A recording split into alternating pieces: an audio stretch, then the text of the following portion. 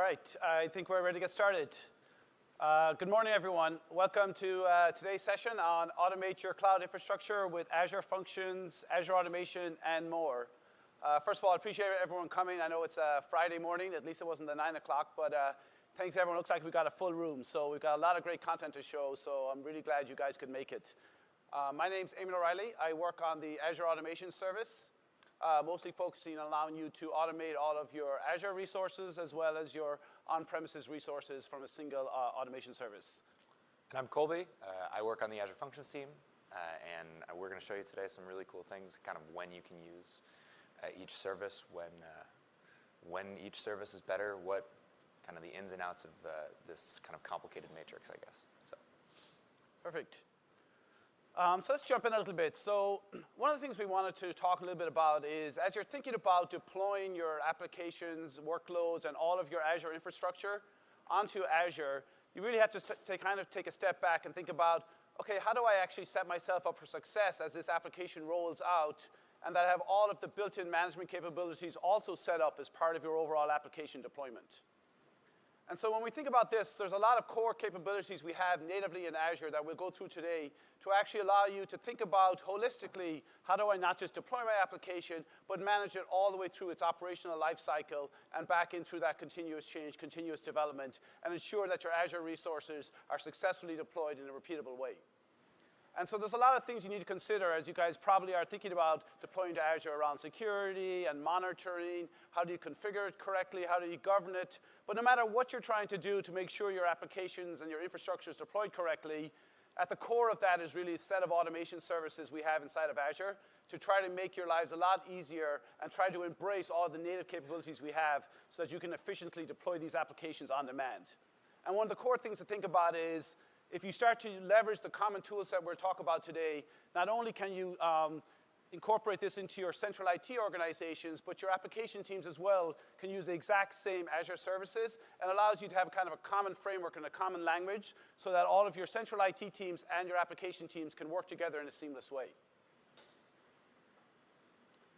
So when we think about automation, it really comes down to three core capabilities we'll talk about today. Is how do you deploy your resources? So you know when you're trying to deploy applications, maybe it's a website or you've got some SQL or storage accounts or IaaS VMs, you really want to have a consistent way to deploy those resources out, but not just the resources required for your application, but also all of the management artifacts that are required to actually manage those throughout its operational life cycle. And these can include things like security or update management if you've got virtual machines, or maybe a set of operational tasks to keep your service healthy as it gets deployed and it's running inside of Azure. The second thing to think about after you've deployed it is how do you respond in a way that's automated as things happen inside of your application. So oftentimes, storage keys may need to be rotated. Perhaps you'd have to update certificates in your web apps. There's a whole set respond to alerts that happen if your CPU cycles spike. How do you actually build all these operational automation tasks in as part of your application, as part of your infrastructure, so that you can automatically respond? And part of that response might be just to process the alert and send it into one of your IT service management systems or ticketing systems so that you can evaluate that and then easily trigger another set of automation to go remediate it. So that kind of gives you all of the rich capabilities you need in Azure to be able to continually manage and respond to events. And then the last thing, obviously, is most of you, especially if you're in larger organizations, you often have a lot of existing management systems and existing dev tooling that you have in your organization. And so one of the things we try to make available inside of Azure is to have a native capability to integrate across all those different systems. And that's really where this orchestration, so as part of your automation, your deployment, we try to make it as seamless as possible to integrate to whatever other management systems you're using so that you still get that consistent deployment and consistent automation throughout the entire life cycle. And the set of resources we're going to talk about today to help you really understand how to take advantage of this is Resource Manager. So this is where you're going to start to develop all of your templates that allow you to have a consistent way to deploy resources out. We're going to introduce the automation capabilities and some of the good use cases around embracing automation natively inside of Azure. Event Grid, if you haven't used it, is a really powerful capability that we'll talk about that allows you to respond quickly. Colby's going to go a lot more into that and Azure Functions. And then we'll talk a lot about logic apps. So if you do have existing systems and you're like, how do I integrate all of my management together, then how is logic apps plays a role in there and easily connect up those systems while you're deploying your overall automation. There you go, Kobe. Cool. So before we move forward, I wanted to give a brief overview into serverless because a lot of these technologies can be categorized this way, and it's really good to, I guess, set the ground floor before we move forward. So serverless is three things. First, the abstraction of servers. So serverless doesn't mean there aren't servers. It means that the servers are not a thing that you, as an application developer or someone building these workflows, needs to think about. So you focus only on your code, you focus only on your application, you don't worry about how it scales, you don't worry about other things as well. So that's point number two. This serverless means things scale dynamically. It means you react to events. When you get more of those events, we spin up more VMs and we handle those for you. So as such, it makes sense if you're getting more and more events, you'll pay more. So the third part is kind of a pay-per-use model. So with serverless, you're really only paying for what you consume. So I like to kind of talk about this as kind of an evolution of how we got here and kind of a trade-off. So ultimately, before the cloud, you were in management of everything. You had your physical machines. Then the physical machines were abstracted away from you, and you had logical machines. So you have to worry about still all of these deployments. You still have to worry about security. You still have to worry about a lot of different kind of problems that you have to solve.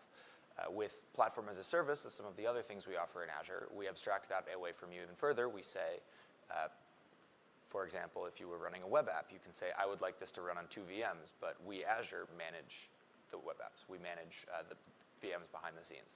And then serverless is kind of the last step forward in that level of abstraction, where you don't even worry about the scale. You worry about just your application code. I like to think about this, too, as a trade-off. I guess I'll go to the next slide for this. But ultimately, it's a trade-off between productivity and control. Serverless is a really good place to start. So particularly functions and logic apps, I think, are a really great place to begin. And it's very much the tip of productivity. As you need more and more control with your applications, you can move down the stack to some of our other technologies as well. But that's kind of where we see serverless. So first, one of the main benefits we see is that it lets you focus time on focusing on your business problems, not solved problems. Not things that other people have built before you, only things that you have that are unique to your business. Two, it lets you shorten time to market because you can do this, because you can focus only on your problems. And three is a thing we were getting into a little bit earlier, the flexibility. So with serverless, we kind of make it a platform, and I guess that gets into the next slide. But it really lets you do kind of whatever you want. So it's very flexible and very easy to get started. So I mentioned this, the serverless platform in Azure. Here we see a couple of the main technologies, the big ones that we've introduced briefly on the previous slide. So EventGrid is kind of the eventing backbone that hooks up together a lot of your different parts of your application.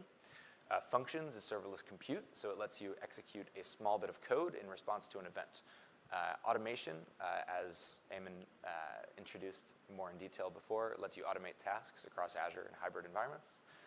And then Logic Apps lets you orchestrate workflows and has a really nice visual designer that I'll show off a little later in the presentation.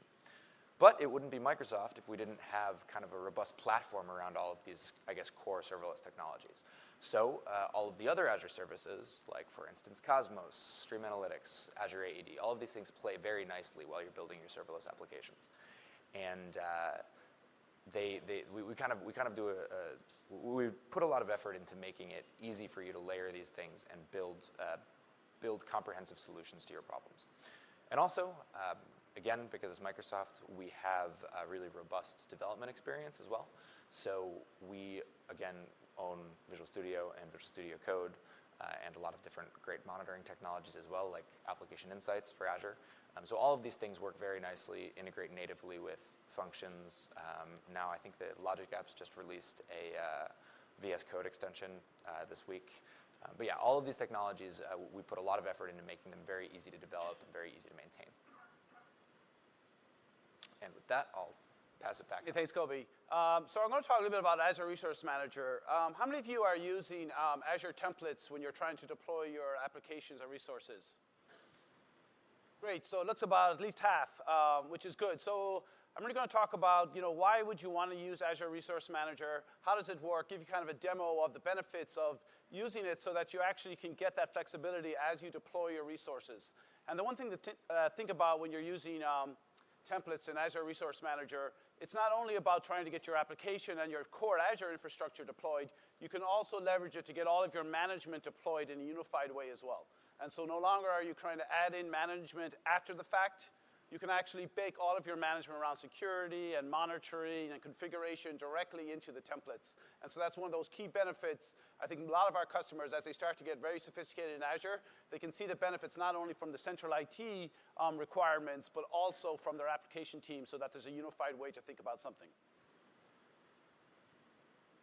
And so when you look at Azure Resource Manager, what it's really about is everybody's got some client that they're going to use to actually deploy resources and applications into Azure. And so those can be all the way up from, I'm just going to use some PowerShell, perhaps I'm going to use Azure DevOps to do my deployments, I could be using Terraform, Chef, Ansible, it doesn't really matter. Any kind of client that you have out there, that's the way eventually you're going to deploy some, and it could just be a browser, or I'm just going to do it through the UI, the portal. It doesn't really matter. No matter how you are deploying your resources and configuring them and setting up your management, Azure Resource Manager plays a role inside of that. And the role it really plays is that there's a common endpoint in all Azure resources called that management.azure.com. So anytime you see Azure management.azure.com, that means there's a control plane operation that you're allowed to do against Azure resources. And the really important thing to think about there is because there's that control plane, you can actually build declarative templates, which are those Azure Resource Manager templates, to actually manage all those resources. So there's one thing to think about all the time is basically everything in Azure is going to go through that management.azure.com endpoint, which allows you to automate those. The one thing that obviously it won't do is data plane operations. So if you're adding something into a queue, then it's not going to see those. If you're putting something into a SQL database, so those are data plane operations that you wouldn't use typically when you're doing deployment and management operations. And so that's at the bottom of the stack. But so basically what ARM templates give you is we're trying to encourage customers, and we see a lot of our customers moving towards a template-driven deployment and operations as they go forward. And so if you've done anything with other kind of template-based systems, like you're using desired state configuration, or using Chef, or Puppet, or even Terraform, there's a lot of these push to try to do infrastructure as code, just like we do our applications as code. And ARM gives you that ability to do everything as a template-driven capability. And the nice thing about it is it's actually a rich language itself.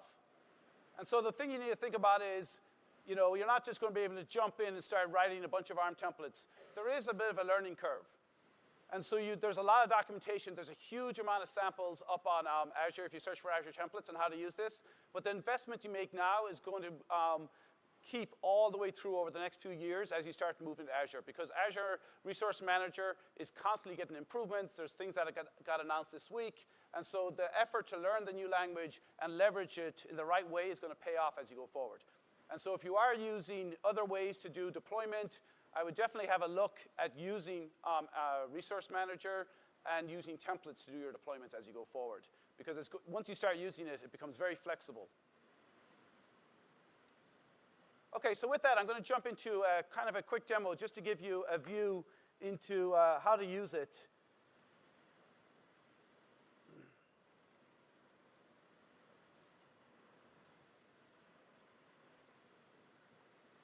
Okay, so what I built here for this session was just a simple application. So the application just has a virtual machine that has a website in it, and then it's using some SQL paths as its backend. And so you can see the application here, and I click on attendees, it's talking into a backend server. So this is a very kind of a typical scenario. We're using PaaS services plus some IaaS services. You want to use them all together and be able to manage them. The one benefit you'll get when you actually deploy these using Resource Manager is that you get a history of everything that happened associated with this deployment.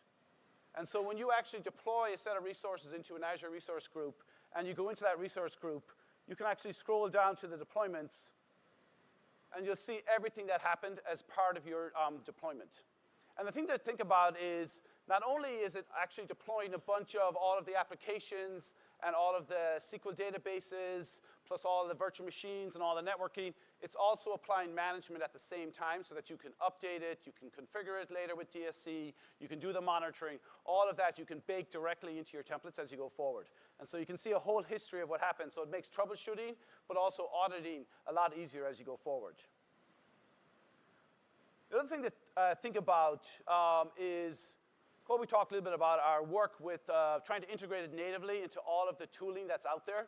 And so one of the nice things about using Visual Studio Code, if you haven't started using it, it has full support for Azure Resource Manager templates. So you can author all of your templates in a very consistent, seamless way as you go forward.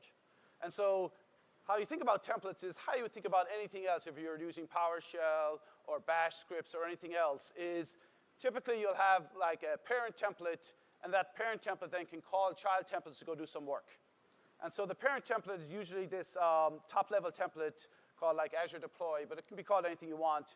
And then what I've done is I've built a whole list of link templates. And the benefits of leveraging link templates is you can start to get modular on your what you want to get done and then make it reusable. And so inside of here, I can do a lot of template that says, okay, this is my standard in my organization for creating virtual machines. This is my standard for SQL Server. Every virtual machine that gets deployed, I want this set of monitoring on it. Or I want it to be managed by DSC. But once you start to build up this collateral of smaller templates, you'll start to realize that once you get 20 or 30 in your organization, then everyone just pull the ones they need. With the benefit, as they pull them into their templates, the standards are already codified into it. And so it really allows you to build up a whole library of your automation using this core template technology, and then make it reusable across everyone, your app dev teams and your central teams. So that's kind of the core of how Resource Manager templates work, and why you would want to start thinking about them as you go forward. Okay, so with that, I'm going to switch back and do a little bit of over to Kobe. Thanks. Cool. Yeah. So we're now going to go into a little bit more of the I guess application layer of your development. So we're going to talk about now kind of event-based automation and how it layers with serverless. So first, Event Grid. So Azure Event Grid is the very, very easy way to manage your events for particularly serverless applications in Azure. It's simple HTTP-based delivery. It's a pub-sub model, so you set Event Grid topics and Event Grid subscriptions, and you can kind of hook them up as you see fit. It's also, one of the main benefits of Event Grid is that it's a push model instead of a pull model. So in previous methods of application development where you would have to say, have a function that says, do I have anything new? The Event Grid will actually push it onto the downstream parts of your application. So it's a really powerful piece of technology, and it's kind of a really great way to build the, like I said, backbone of your event-driven applications. So next, Functions as a Service. So this is kind of broader than just Azure Functions. Functions as a Service is the name for kind of the industry movement towards small bits of code in a serverless manner. So this is actually kind of how the serverless movement started with a technology called AWS Lambda, and the equivalent of that in Azure is Azure Functions. So Functions as a Service is, the way to think about it is you've got small bits of code, one function for one method of code, and each of these functions has one well-defined job, one defined thing that it is supposed to do. That doesn't mean you can't build much larger applications with these functions, but each function itself should have a small single responsibility. These functions are short-lived. The current default is 5 minutes. It can be extended up to 10 minutes if you would like for Azure Functions. And the key part is that they're stateless. So they don't, because they're massively distributed, because they scale dynamically, you can't really pass state between them. Functions does have an advanced piece of technology called durable functions that we're not going to get into today that lets you manage state, so just in case you want to do some more research yourself. But in general, functions should be stateless. And also, as we mentioned before, they're event-driven and scalable. So that brings us to Azure Functions. So Azure Functions is Functions as a Service with a nice stuff on top of it. So one of the main differentiating points in Functions is our programming model. So we have this really nice model. Every function must have one trigger, which makes sense. You need an event to call your code. But then we also have this thing called bindings. So in bindings, you can have either input or output. And the cool part here is that we will go and actually fetch resources for you for input bindings. So let's say you have something sitting in storage. Let's say you have something somewhere else in another Azure service. If you trigger a function, say on an HTTP request, and then you specify a blob input binding, we'll automatically go negotiate with the blob storage SDK and do kind of all of the hard work, the template code you'd need to do at the beginning of your function. And then you'll have for you in code your resource that you can just manipulate. And then an output binding works in much of a similar way, except obviously instead of an input, you're doing an output. So you're pushing it to Blob Store, or pushing it to Cosmos, or pushing it to a queue, things like that. Also, in Azure Functions, we really pride ourselves on our development experience. So this is the thing I was hitting pretty hard earlier, but we have native integration with Visual Studio and VS Code. We support both the inner loop of development, where you're writing code, debugging. We have the Azure Functions core tools, which I'll show you a little bit later. It's the command line interface that kind of lets you develop in whichever IDE you'd like. And also, you can actually host functions in a variety of different models. So I've talked a lot about serverless thus far, but functions itself and all of the benefits of the programming model are not a thing that must be done serverlessly. We actually recently released our 2.0 runtime, GA. And one of the benefits here is that we ported from .NET Full Framework to .NET Core, which means that we can run cross-platform. And what that means is that you can containerize the application. And what that means is that you can host it really wherever you want. So it's a lot of flexibility here around where you're actually running your functions. If you rely on us to host your functions, you can either choose the serverless model, the consumption-based billing plan, or a dedicated plan where you're actually working off of app service. So to get a little more into the programming model, this is kind of a summary of what you can do. So first, in events, all of these triggers, so you can react to a timer, react to an HTTP request, or a lot of different Azure services, like Service Bus, Event Grid, Logic Apps, for instance. Then it's your code. Your code reacts to events. You can author functions in C#, F#, Node, Java, and Python was released in preview this week. And I'm going to show you today on stage writing a function in PowerShell. So that's a really cool announcement. We're building PowerShell. We're very excited about it. We don't have it in a preview yet today, but it's something that you can expect coming here in the next couple months. And then after your code runs, you have your outputs. So I'm going to get into a quick demo of that. I'm going to show you basically doing a function with PowerShell. All right. How many of you use PowerShell for any of your management? Awesome. Nice. That's great. It was almost everyone. Cool. So yeah, one more thing I want to highlight. I mentioned that we would do a kind of a comparison of when to use which technology. Functions is a very natural fit when you need to do some imperative processing. So if you need to do anything where you actually have to write a bit of code that responds to an event, if you want to do something that's very event-driven, functions is a very natural fit. If you need to run a PowerShell script that lasts for a very long time, the automation service might be a better fit, and we'll talk about that a little more later. But I just wanted to give you that brief introduction there.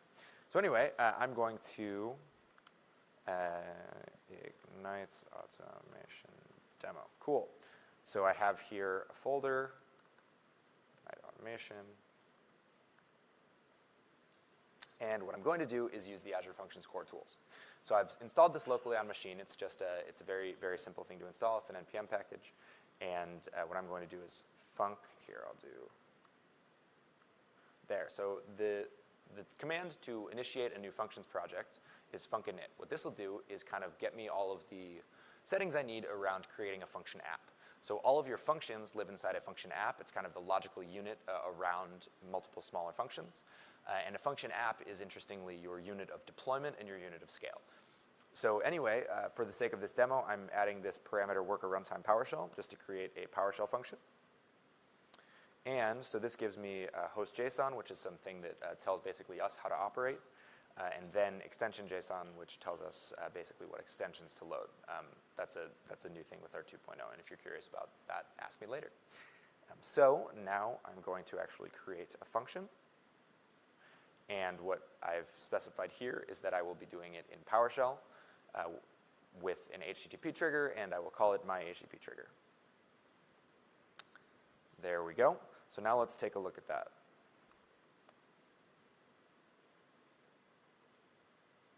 So this is VS Code. VS Code's super easy to use. And let's go into my HTTP trigger. So we've got a PowerShell script here. And I'm just as a very simple example, going to do hello world. So what it does is it goes through, reads whether you've added an input parameter, and then tells me either hello or please pass a parameter. So what I'm going to do is call that here. Oh, I don't want you to see that. There we go. Here, so if I run it without the parameter, we'll get, ooh.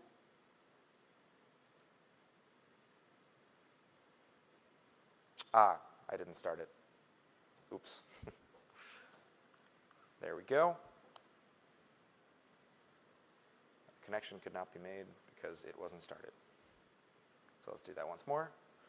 And here we go. So we can see over here that it executed successfully. Executing function. And it's hanging. Interesting. I think I cut it too early. We'll try it once more. See, it did request here. Ah, there we go. Little cold start there. Anyway, so it says here, please pass a name on the query string or in the request body. So what we'll do here is say, and name equals Colby, and there we get hello Colby. So PowerShell function running hello world. It's a thing that's actually working. We're very excited about it. We've been working hard on making it more robust, making it ready for actual consumption. So again, it's a thing that we're hoping to release here in a couple months at most, but it's a sneak preview of it today on stage. The one thing I would call out there is I know everyone is using PowerShell when they're doing their automation, and so we wanted to kind of build that natively into Azure Functions. And the reason we have it available in Azure Automation, which I'm going to show later on, but we've seen a lot of customers where they want to be able to react to these events in almost real time, do some alerting, do some processing, update their application. And so having it natively inside of Azure Functions just gives you that full integrated experience. The one thing I would encourage you, if you're not using Visual Studio Code, I know that's what Kobe showed here, you can do all of your PowerShell development inside of VS Code. It has all of the IntelliSense support. It's got full support across everything you'd want to do inside of PowerShell. So I definitely encourage you to use that. And hopefully this sneak peek just shows, we're getting very close to having this available, and over the next couple of months, hopefully it'll come out into public preview, and you can start using it yourself for a lot of different scenarios. Okay, so now we're going to kind of switch context for a little bit and kind of go into some of the Azure Automation services. Do any of you guys use Azure Automation today? That's cool.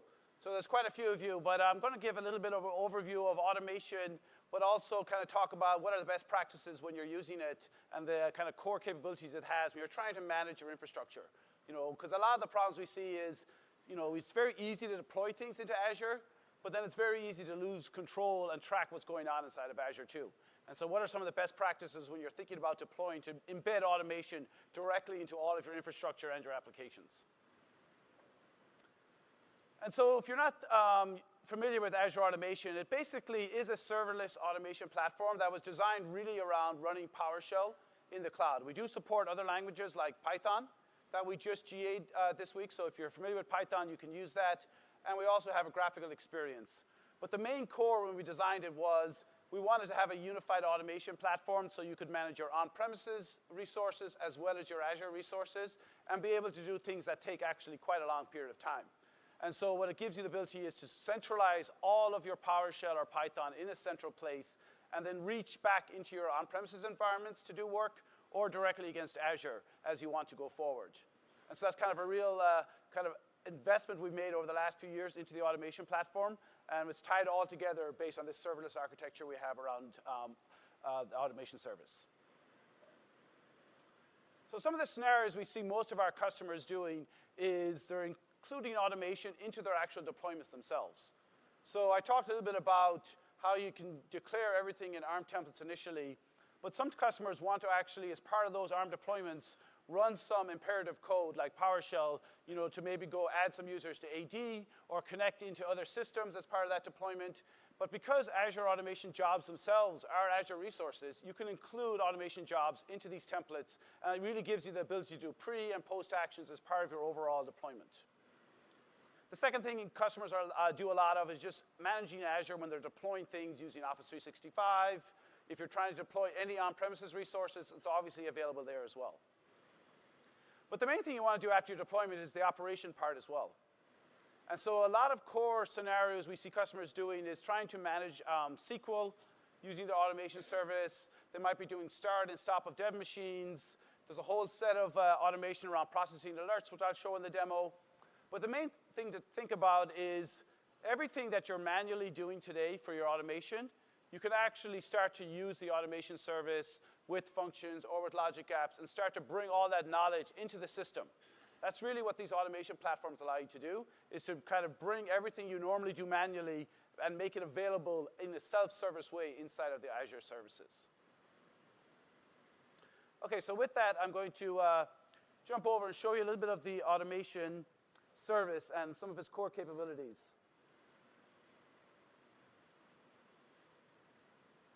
Okay, so I'm going to go into an automation account. So actually, when you saw that ARM template I deployed earlier, I didn't just deploy my virtual machine and my SQL database. I actually deployed my automation account, and I set up management across everything I needed, all inside that resource manager template. And so one thing I did was have this Ignite demo automation account available. And the core thing to think about is because I've actually set it up for management, I now get inventory of that machine, so I can see exactly what's going on inside that machine, what's installed, what files have been changed. All of that is just available inside of here. So I can see, the host files. I can track what changes are happening. And so again, this is a powerful capability that's built into the automation service as you go and manage all your virtual machines. And then obviously, what I also did as part of that deployment was set up desired state configuration. And so if you're not familiar with desired state configuration, it gives you the ability to manage all of your virtual machines on-premises or in Azure in a single service built into the overall platform. So you can see that same machine that I deployed, I actually configured it, I installed the application, everything through DSC. And so that's what I've been doing inside of this one. You can see that it's compliant. But I'm going to show you a little bit of a scenario that most customers actually start off with is, as things happen in your environment, like you get alerts, sometimes you need to go process those alerts so that you can get back to a healthy state or escalate or notify your ticketing system. So if you're not familiar with monitoring, inside of Azure is a powerful monitoring system. And if you click into alerts, I'm going to show you a couple of these I've configured and how it kind of plays a role when you start thinking about how you manage your infrastructure as you go forward. So you can see here I have some that fired. I'm going to just show you how they're set up. So you can see here I have one that I created. And so inside of Azure Alerting allows you basically to track everything that's happening across your environment. And because I set it up in management, not only do I get Azure metrics and Azure alerts natively, I can actually get alerts going on inside of the virtual machine as well. And so I have basically a query here that says, anytime there's a configuration change where it's a Windows service and the state is stopped and it's the World Wide Web service, W3SVC, then I want to generate an alert and get notified of that.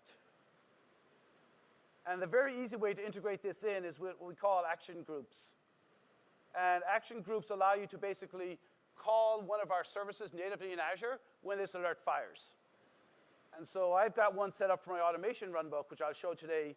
But we do support all the other types. So you can call an Azure function, you can call this logic app, you can call a webhook, or even go into an ITSM system. So all of that is natively built in as you do your monitoring of everything inside of Azure. Not just at the Azure services level, but inside of the virtual machines as well. It's all fully integrated. So I'm going to go back and show you what this looks like when an alert fires here. So I'll go into my automation account I showed earlier. And I'm going to look at jobs. So in automation, every time an automation script kicks off, we generate a job. And so what I did was, when an alert fires, I actually called one of my automation jobs to go process that alert. And then I'm actually going to reach back into the virtual machine using our hybrid worker technology in automation and restart that World Wide Web service automatically. So this is completely automated and hooked up. And you can imagine the type of scenarios that allows you to, where you manually normally would have to go in and fix this. You can actually control your Azure services and your in-guest virtual machines either in Azure or on premises in a consistent way. So you can see this restart ran from Azure, and then it said, oh, I actually want to restart a service in the hybrid worker. So let me just show you real quick. So I'm going to go into the runbook just so you can see the code. But it's a very simple code, and once you set up one for monitoring, all of them basically look the same. So here's all the jobs, and here's the native code that I just brought up inside of here. So if you're familiar with PowerShell, it's probably going to look familiar. So all of this PowerShell, I get the data from the monitoring alert, I process it, I look for the computer and the service name, and then I actually go reach into that hybrid worker and say, restart that service automatically on this event. So that's the kind of power that's built into the automation service, all integrated across all the Azure services. And Kobe showed you all of the integration with VS Code. Azure Automation integrates in with GitHub or Visual Studio Team Services, now Azure DevOps, so you can do all of your authoring and development locally and integrate it directly into the automation service. Okay, so with that, I'm going to hand back and let Kobe show a little bit. Yeah, we'll move on to Logic Apps. So we introduced briefly what Logic Apps is, but we're going to go a little deeper here. So Logic Apps lets you very easily automate workflows and orchestrate business processes through a visual workflow designer. Logic Apps has hundreds of out-of-the-box connectors to easily integrate with many other services, first-party and third-party. It lets you connect and integrate data even on-prem, and it lets you do really just, I think the main piece here is if you'd like to do an automation, if you'd like to do something that requires hooking up many distinct parts of a system, integrating with different pieces, Logic Apps is really the go-to. And this is just a demonstration of all the different areas. I think this is kind of three branches of, I like to think about it in three different branches, I guess, the different Logic Apps connectors. One of them is the on-prem data connection. So you'll load something onto your on-prem machine, it'll communicate with us, and then it will let you integrate very easily your on-premise stuff with Logic Apps. Other than that, we have first-party services, functions, service bus, cognitive services, etc. All of these integrate very nicely with Logic Apps, and also third-party services. So I actually did a demo on Wednesday where I integrated with Freshdesk, which was a random ticketing system, and I just picked it out of the box because Logic Apps has so many nice integrations. I also did a demo where I hooked up a function and a cognitive services to do machine learning on it was sentiment analysis on the results of the ticket. So it was interesting, and I liked that demo. But anyway. Yeah, because even on that, Kobe, one thing I'll mention is we see a lot of our customers, if you're using ServiceNow or you're using some other ticketing system, Logic Apps has just so many connectors that you can just easily connect into those things. And it allows you, we talked earlier about how do you orchestrate all of your management systems together so that they can work in a unified way if you're doing deployment and operations. Because Logic Apps has this integration. You can build your own, like Kobe was showing, and kind of connect in and do whatever you need. Exactly. But there's just hundreds of them natively available to you. So it allows you to tie in your integration of orchestration as well as with your automation, all in kind of a unified way. Can't say it any better than that. So then we'll move on to the Logic Apps demo. I'm going to go ahead and show you a Logic App we have set up to do a very similar thing to what Eamon showed in the runbook earlier. So this Logic App we've set up, here's a peek into the visual workflow designer of Logic Apps. It's really easy to use. In order to add a new step, for instance, you would just click here. You get to go choose whatever connector you'd like. It automatically populates with whatever makes sense. So this is things that I guess I've used previously. There are also other ones as well. Like here, if we search, there are tons of things built in, and then a bunch of different connectors as well. It's really just anything you can think of, any third-party service. There's a way to connect to it, and if there isn't, you can build a custom connector, and that's not too difficult either. So Logic Apps is incredibly flexible. And the other thing I would highlight is that it's also ultimately expressed declaratively as JSON. So if we go into the code view of the same thing, we can see that really behind the scenes, it's nothing crazy. It's just a JSON schema. So what that means is that it plays very nicely with GitHub. It plays very nicely with source control. There's a VS Code extension that was released this week. All of these things work very, very nicely together. But let's go back to the actual designer, and let's see what we did here. So in this example, I have an HTTP request, so we've specified the endpoint here. Whenever we get that request, we will do some action. In this case, we just decided to send an email.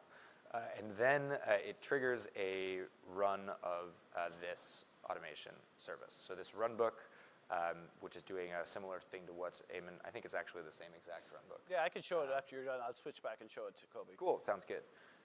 It finishes, it will get the HTTP request, do whatever processing in the middle you'd like. In this case, we chose the example of sending an email just because it's simple. You can get parameters from previous parts of the request. So here it just sends an email saying this is the actual alert and sends it to an email we've pre-populated. So now you get to reach out to him if you want to. So the other cool part about Logic Apps, I think, is that it's very easy to figure out what's happening.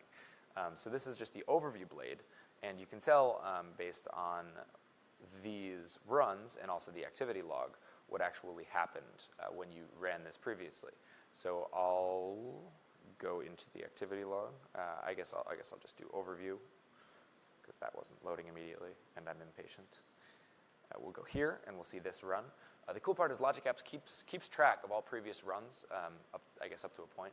But what happens is you can see exactly where, what happened, what data was passed, and where things went successfully and unsuccessfully. So first, you see that green check mark. We got the HTTP request. It passed on. It sent an email. That one took a little longer because we were connecting with Exchange. And then the runbook took a little bit longer than that, but it successfully connected to these services and gave this output. So the state succeeded. Do you want to flip back and show the runbook? Yeah, let me show how that works on the exact same service. So you see when you can get back in here.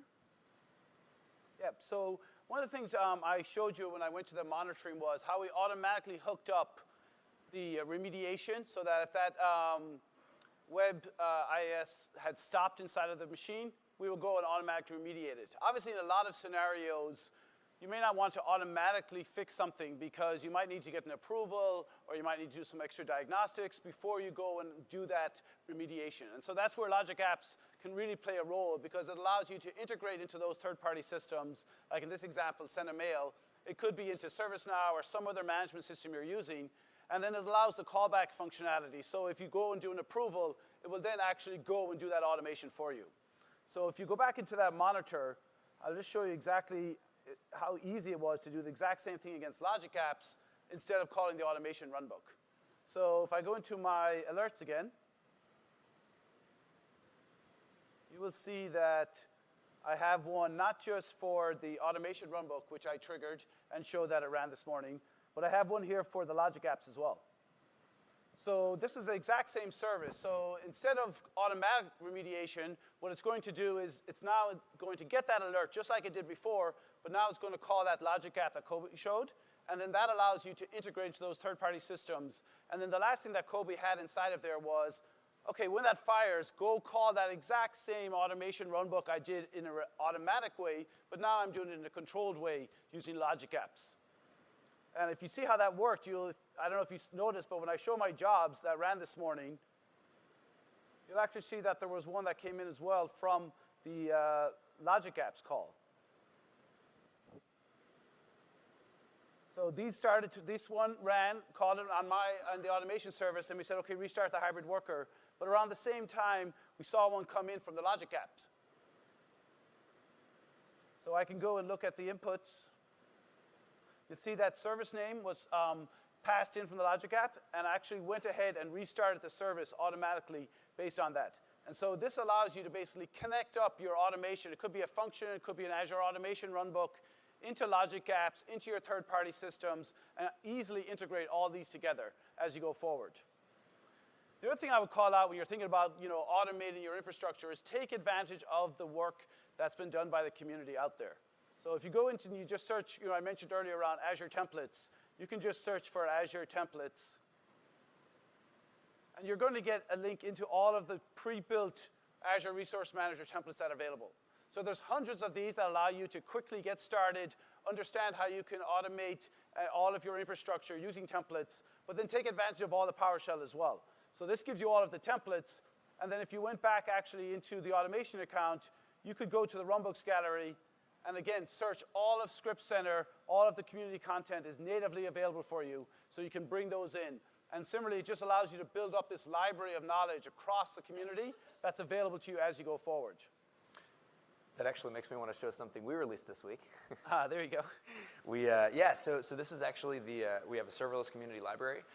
So this is the goal here. We actually link to this directly in the functions portal as well. But the idea here is very similar. We want to, this is in preview again, but we want to kind of show people what people can do successfully with functions and logic apps. Show you how to get, I guess, a little deeper than Hello World, how to do something more interesting.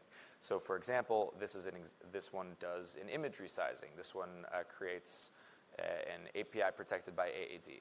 There are a lot of these. It's got a nice ranking of the total downloads. It shows you which ones are generated by Microsoft and which ones were generated by somewhere else. It'll show, the top ones are all Microsoft because we promoted them to the top. But it's also very snappy, so if we wanted to do HTTP, or we could even filter by function language. We released this in preview this week. We're really excited.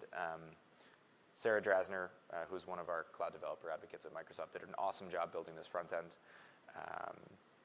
It's new, so go ahead and check it out if you're looking for some inspiration and things that you can go build with functions. This is a great way to progress onto something deeper. Flip back over.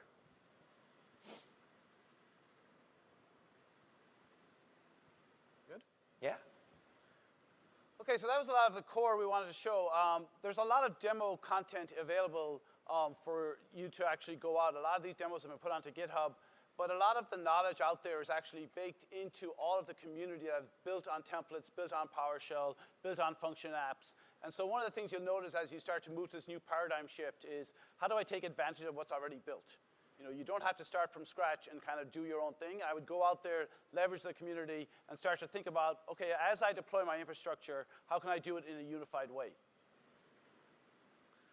Okay, so with this, I'm going to kind of spend a couple of minutes just talking about how do you, as a customer, think about deploying and managing your infrastructure and applications. And so I mentioned earlier in the deck, it's all about that deployment, it's all about response, and it's all about orchestration. And you really want to understand, okay, what should I use the right services for the right use case? Because obviously, when you think about all this serverless technology we have built into Azure, you could try to use each one for for the one service to do everything. But I would encourage you to try to take advantage of these services for what they're really good for. And so if you're doing any kind of deployment, Azure Resource Manager, the deployment manager baked into Azure, is the way to go if you can use that. Because it allows you to have that consistency, repeatability, and it allows you has that added potency. So if you do the same thing over and over and over, you're guaranteed to have that consistency as you roll out your templates. The other thing to think about is the response. And so here you could, generally use automation or functions or event grid. And so the guidance really around here is that if you're trying to do some small task based on an event that happens inside of Azure, functions is really designed for that. And Kobe was demonstrating the PowerShell work that's coming out. But I think one of the things that sometimes gets missed, very similar to how Logic Apps allows you to connect into these systems, functions allows you to respond to events in a very seamless way. Because all of the context on how you integrate into those different events is passed up into the function app. So you're just doing a little bit of work, and you can actually process it, and away you go. And so functions really allows you to that event-based automation directly into your service.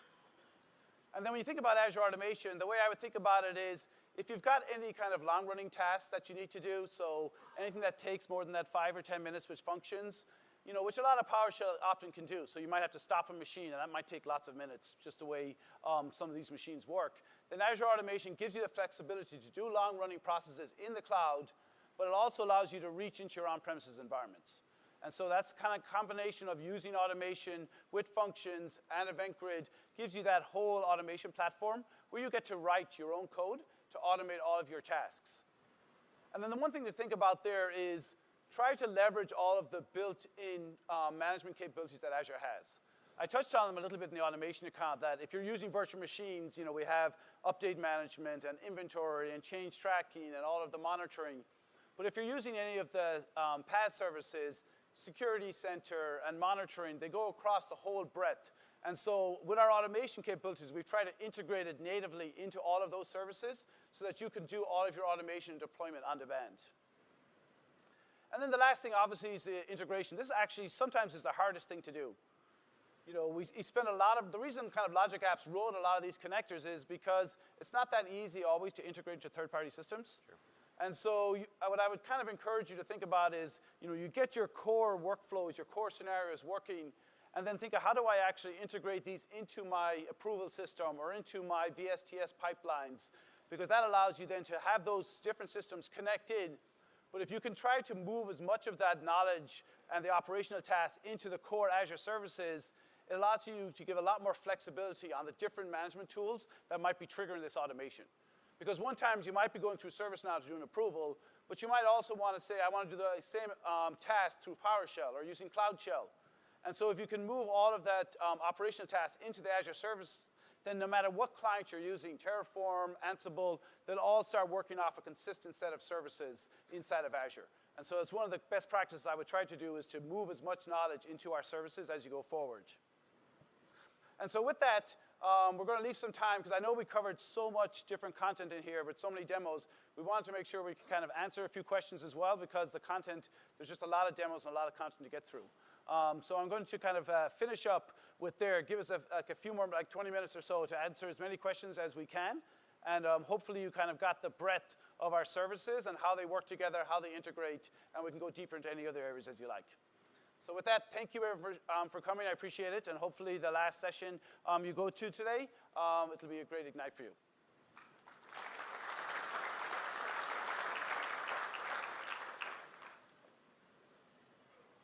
Does everyone have any questions? If you do, please come up to the microphone and ask them. We'll try to answer as many as we can. Or else you can come up afterwards and we'll answer them as well. So the question over here. Try again. One, yeah. Yes. So thank you for the presentation.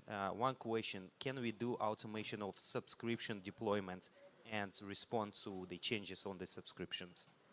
So you want to do automation based on changes to the subscriptions? I want to deploy subscriptions automatically based on my templates, right? Because if we have many subscriptions. So our customers needs dedicated subscription. How to make it, automated, right? Automate the creation of the subscription? Yeah, subscription creation, yes. Yeah, so I know there's work going on with the commerce team to allow you to do that. I think they may have something out. I'm not sure already. But that is one of those biggest requests. It may already be out. Yeah, so there is an API out allowing you to create the subscriptions for your customers. Yeah, so it's possible, right? Thank you. EAP only? Oh, for the enterprise agreements only at the moment. But I know that's been a common request, so it'll probably start to roll out beyond that. Yes, thank you. If it's, okay, it's on.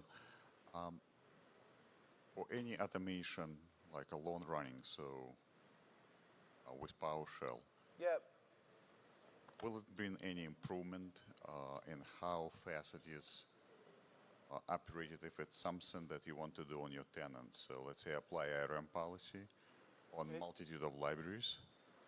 Right now we got like about 4 seconds per library return time if we're doing it on-prem. So moving it into Azure Automation, running it over there, is it going to like help at all or not? So the question was on the performance, is it? Yes, On the yes, startup time? Yeah, so the question was, when you run your automation on premises, you can throw a lot of processing and memory there. When you try to run it in our Azure Automation service, the startup time is sometimes slow and you're limited on how much you can do inside of there. And there's basically two reasons for that. One is that obviously everything is serverless, so we're spinning up containers for you to basically run all your automation in. But those containers are pretty small in their capabilities, so they only have a limited amount of memory. And so if you try to do processing or any kind of extra work, they do become slower over time. And so one of the best practices is try not to do too much processing inside of the serverless capability. And so it allows you to kind of take advantage of the at scale and break up your parts. On the startup time, that's something we're constantly working on to try to get them to start faster. It used to be, we were like the same across everything. We used to be like at 30 or 40 seconds or longer. And then we've kind of brought it down, every single few months. We try to get 5 or 10 seconds off it. And it's a constant effort we're doing across the engineering team to try to get that startup time as fast as possible. So for the efficient timer-based operations against Office 365 tenant, where you need to do management, apply changes across set of site collections, what's the best practice? What do you think? So you basically want to do some automation based on changes that happen inside of Azure Active Directory. Is that? No, I want to apply changes on a mass You want to apply scale. changes to it? Yeah. So again, it depends on what kind of changes. If you just want to add a user or update some kind of a license key, or depending on what you're trying to do, obviously Azure Functions can be used for that, or Azure Automation, depending on how long they take. So the best practice would be just trigger one of our either the function app or an Azure Automation and go perform that action on demand as you need to. And so if you need to approve it from a third-party system, then you could integrate with Logic Apps or just have the third-party system call a function app or Azure Automation. Thank you. Thank you. We can go down here and then back here. Thanks, guys. This is more of a best practices question. Thank you very much for presenting all of this. We're currently using Azure Automation right now to do our onboarding process. And a lot of times what we realize is that if we need to update code, we can't necessarily update it in Azure Automation, so we write the code locally and then deploy it in the cloud. You have a best practice around maybe setting up an automation sandbox where we can do all of that, all the changes in sandbox and then deploy it into production. Yeah, so the question was around, what's the best practice on trying to do kind of continuous delivery of your automation into Azure so as you go forward. So we did announce at Ignite source control integration with Azure Automation. So if you're using GitHub or you're using Visual Studio Team Services, now Azure DevOps, you can basically do all of your development locally, check it into a dev branch. And so what we see a lot of our larger customers do is they're setting up an automation account for their pre-prod, test, pre-prod, and prod. And then they're leveraging the branch technology inside of GitHub or VSTS, and then moving their code in a kind of a deliberate way into each one of those branches and syncing it up automatically. And so I would use that as a best practice as you go forward. And then there is an Azure Automation add-on as well that's available in the PowerShell gallery that allows you to do all of the emulation of the Azure Automation services capabilities locally. And so that allows you to kind of, author it in VS Code or in the PowerShell ISE and basically see how everything works up. And so when you actually move it into the cloud, it'll perform the same as you did locally. So you get that kind of development experience, but then integrate it into the cloud. Fantastic. Thank you very much. Thank you. Yes. Oh, yeah, okay. So I've been playing around with this for about half a year now, but I can't get my head around where should I use it. I have a lot of use cases where it's event based triggers for companies that I work for, but they are so large, so I can't really pick them up there into the cloud. So I'm thinking maybe I've missed something and I want to know more which course should I take in order to learn the whole branch, so to speak. So what was the question? You have a lot of automation you have today. Is that what I'm hearing? Yeah, we have scheduled. Yeah, so you're using a task scheduler to automate all these tasks.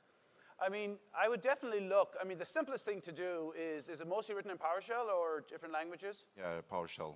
Yeah, I mean, what I would start with is you can actually, there's a two-phase thing I would do is I would initially just pick up all of that PowerShell, bring it into Azure Automation, and potentially leverage the hybrid worker technology so it still runs on that same box. So you've kind of removed all of the management of that into Azure Automation.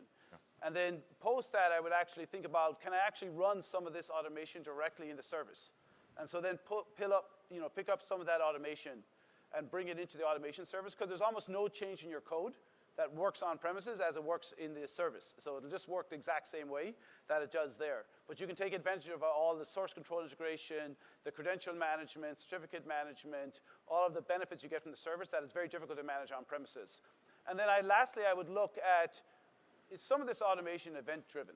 you mentioned a lot of it is task scheduler, where things run on a periodic time, and that's usually good in the automation. But if there are things that are event-driven, I would try to look at the Azure Functions to say, can these things actually be driven through events that do real fast processing and move forward? And so kind of leverage the technology that's there as you look at it. But initially, I would just try to move it up because you don't have to do a lot of work to get a lot of benefits. Okay. Do you have any recommendations on what courses I should take? So Microsoft Learn is actually a thing that I think we announced this conference. But Functions particularly has started a couple. I don't know that there's an automation-specific one yet, but going forward, we're introducing more and more courses. So it's basically you can take a course, learn how to do things.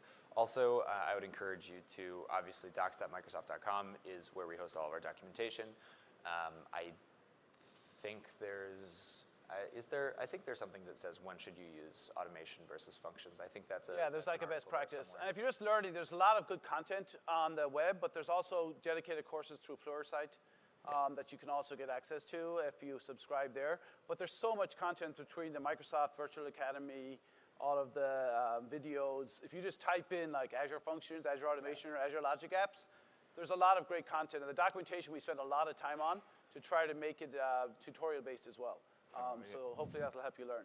I've checked the Pluralsight, but I feel that is outdated. It's like for 2017. So yeah, it does change a lot. I think the docs are the fastest way because we maintain those in a consistent way all the time, whereas videos and others, they have the tendency to get older over time. Thank you. Thank you. We can go here.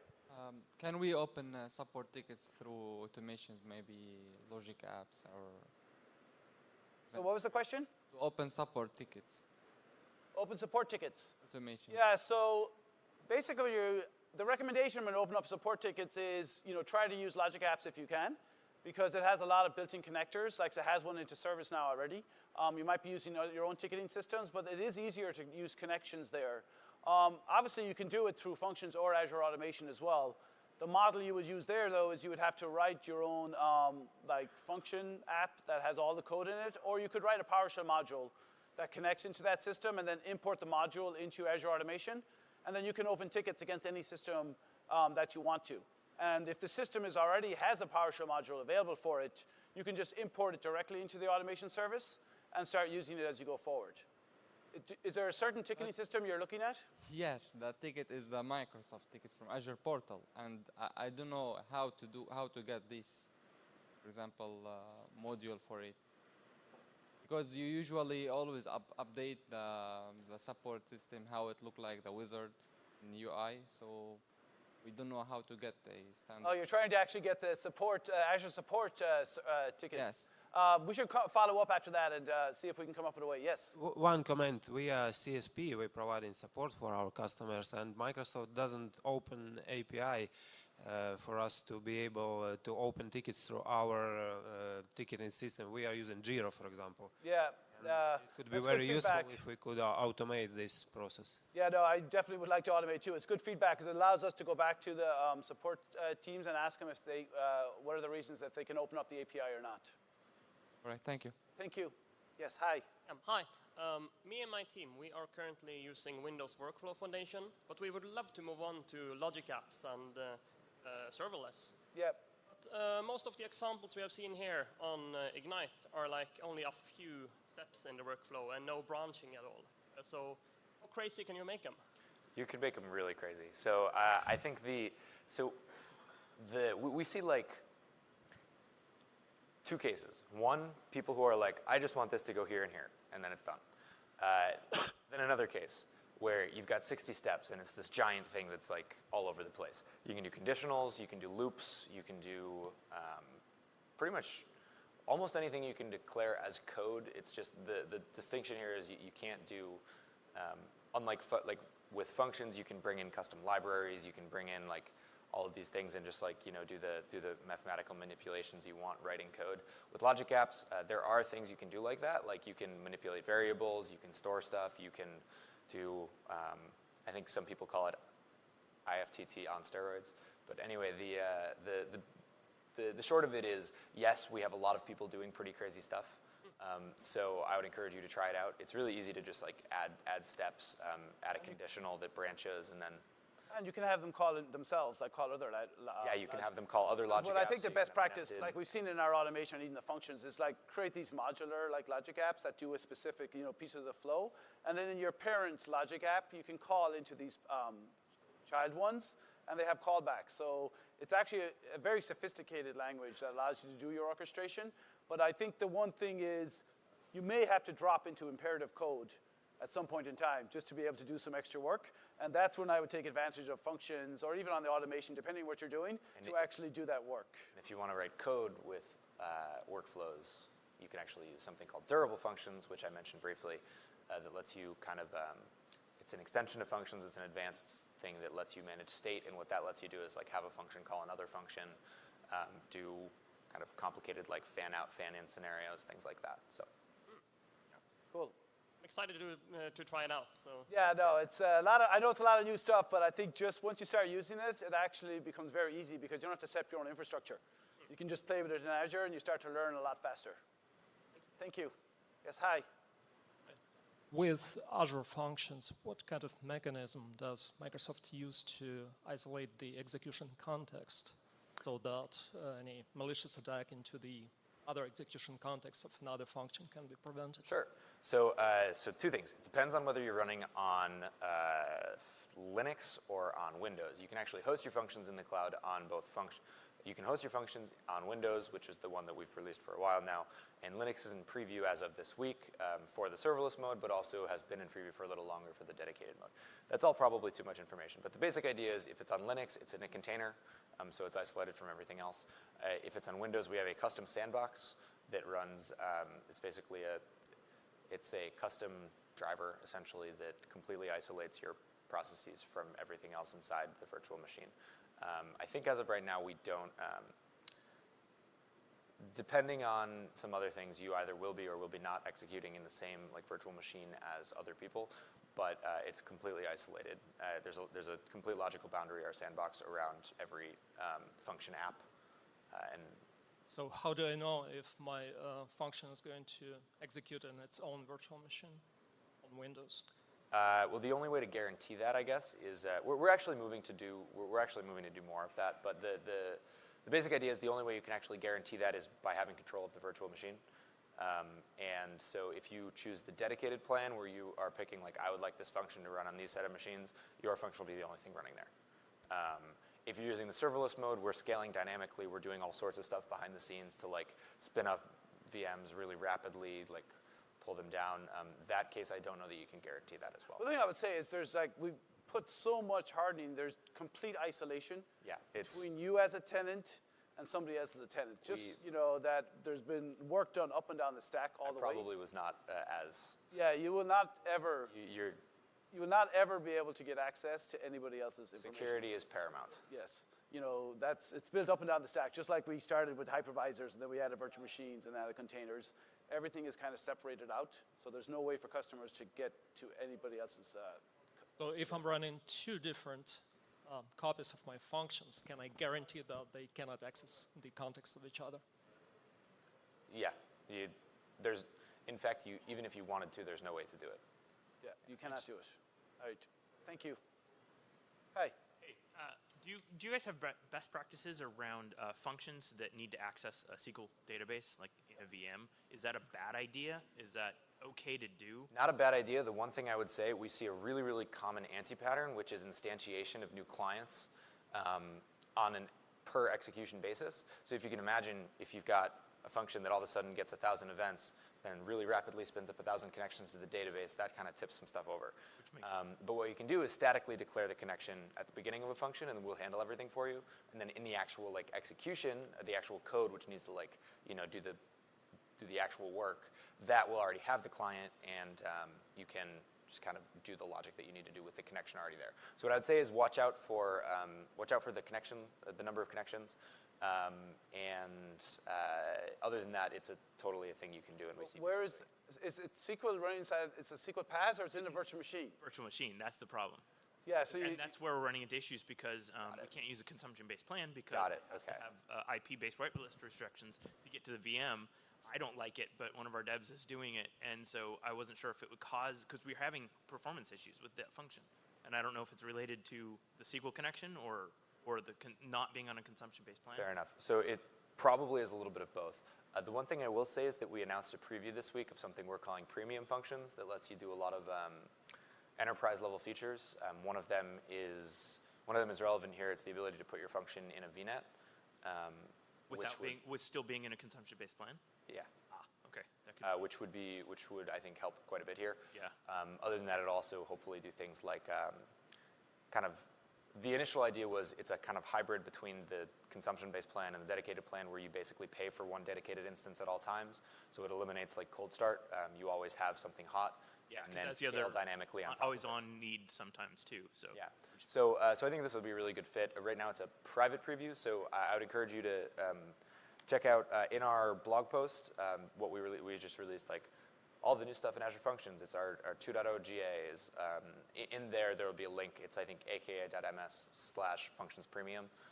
You can get on the private preview now or wait a couple weeks for something more public. Okay, and then one other question related to change tracking. Is there things you have to do specifically for certain file structures for doing change tracking on files? Yep. We're trying to do a change tracking on like an application host.config and it doesn't work. Or actually application config for IAS, and it's not picking up the change to that file. We're not sure if it's a security issue or if it's something we have to do specifically for change tracking. No, you shouldn't. It should pick it up. So if it isn't, we should open up. There is like some documentation on how you specify the files. Okay. You probably have followed them, but it should pick them up, and then it'll pick up the change, and then within the 30 minutes is when they will actually show up as a change inside, but you're not seeing them at all. Not seeing any change at all. So I'm not sure if it was a security issue trying to get into like a, No, there's nothing.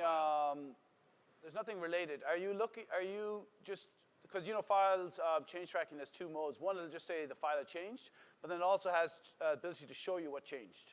Yeah. And to show you what changed is you do have to have access to the storage account when you link it. So if you go into settings, there'll be track files, and then one option you have is to actually track file content to.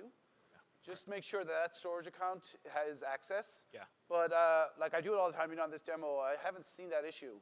Okay. So if it is, something we need to open a support ticket. You might need to open up a support ticket just to kind of make sure it's working right. But I've used, like, lots of customers are using it, so there might be something unique in your environment. Okay, that makes sense. I just wanted to make sure it was something. No, it's there, and I missed that we had to. No, it's there, and we did, as you know, we just recently launched recursion too. Okay. So you can actually just point to a whole folder, not a specific file. And it'll track everything in the folder, or you can just point to a folder, turn on recursion, and it'll track everything below it. Okay. So that might be an option as well. But it should work on a specific file. That's the first thing we had. Okay, cool. All Thank right. you. Thanks. One question on Azure Automation. Can it integrate it, or can I utilize Azure DevOps? Some of the pipeline functions of DevOps for Azure Automation. Is there any node that can be integrated with the repository? Is there anything beyond that? To integrate Azure DevOps with the automation. Yeah, so what we have is that source control stuff we just released recently. We have to update it a little bit because it works against Visual Studio Team Services, and so with the Azure DevOps slight changes, we have to update that to go to Azure DevOps. So that will allow you to go from a source control mechanism all the way in. The second thing we've been working on that will hopefully come out over the next few weeks is having native, they're Visual Studio Team Services tasks, but they work in the Azure DevOps tasks. And so those tasks will allow you to import runbooks, import configurations, start tasks, import modules. And so it allows you to kind of integrate natively into DevOps as part of the pipeline that you want to create, which is maybe what you're looking for.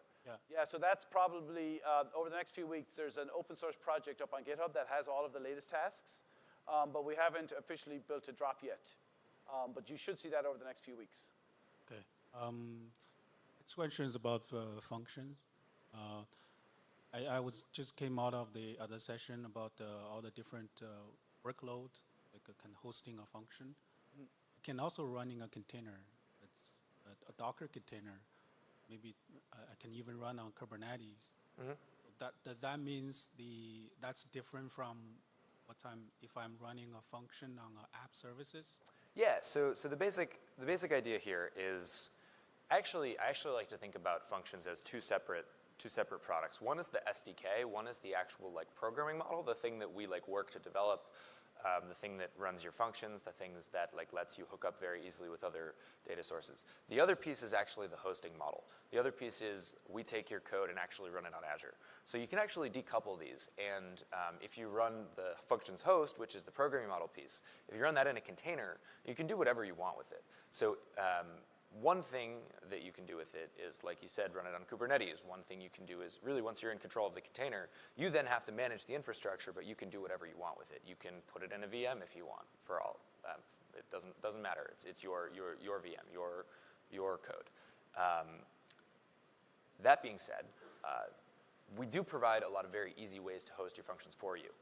So the two main ones are the dedicated plan, where you say, I would like this number of machines, and we run your functions on those machines. And then the consumption plan, which is the serverless piece, where we'll scale dynamically for you. So you can either take advantage of those things that we offer for you, where you don't have to worry about the infrastructure, or you can actually just like take functions, run them in a container, put them wherever you want. If you think you want to host them differently than what we do by default, that would work as well. Okay, cool. Should we? Yeah, I know there's a few it? more questions, so I think we're just over time. So I think we're going to like end, and then we'll just have you guys come up and we'll answer the questions. We'll continue answering the questions without the microphones. Stop.